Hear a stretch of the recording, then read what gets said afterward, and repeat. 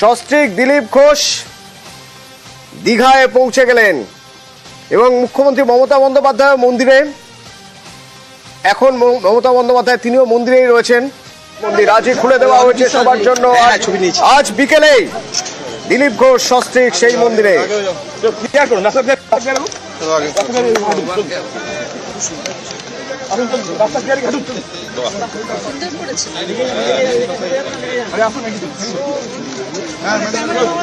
দেখো দেখুন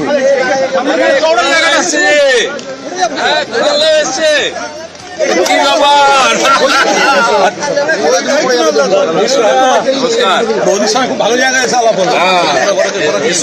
ভালো জায়গায় এলে হয়, উল্টো পাল্টা জায়গায় যাবে না, উল্টো পাল্টা জায়গায় যাবে না।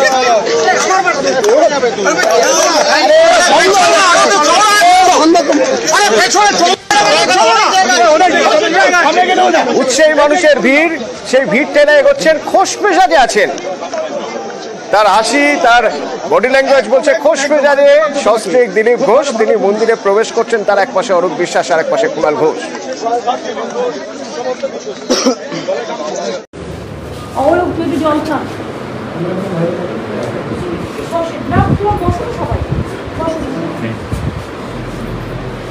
আপনি কখন এসছেন? আর আমি 3 দিন ধরে বসে আছি। আমি যেন আমার 5-7টা মিনিস্টার বসে রেখেছি। আপনার কাছে আছেন? আর পরে কথা বলছি।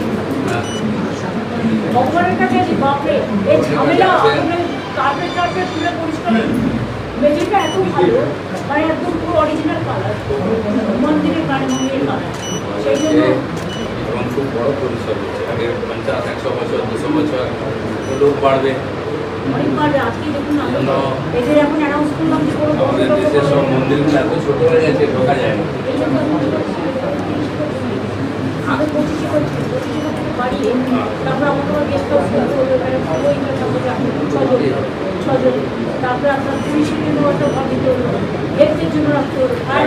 আমাদের চিফ সেক্রেটারির নামটাও লেখা থেকে গেল।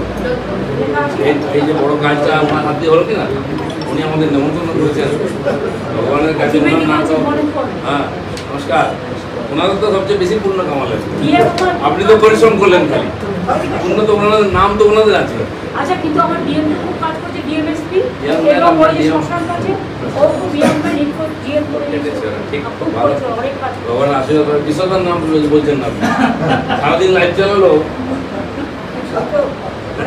ওরা কখনো আপনাকে ছাড়বে? আমার পুরোনো বন্ধু, সে যে যাই বলুক, ওরও যাই বলুক, বিধানসভায় আমরা আড্ডা মারতাম স্পিকারের। আরে এত গরম না, ওই সময় তো এত গরম, মাঝে খাওয়া দিয়ে দিচ্ছে।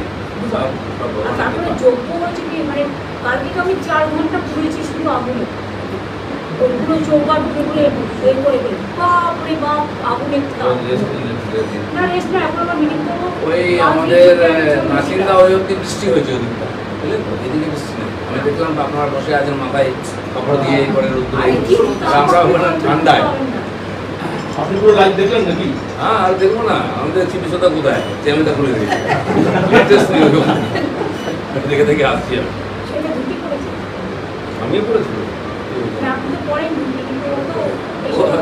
কি করা যাবে, ভগবান যদি কিছু বলে উল্টো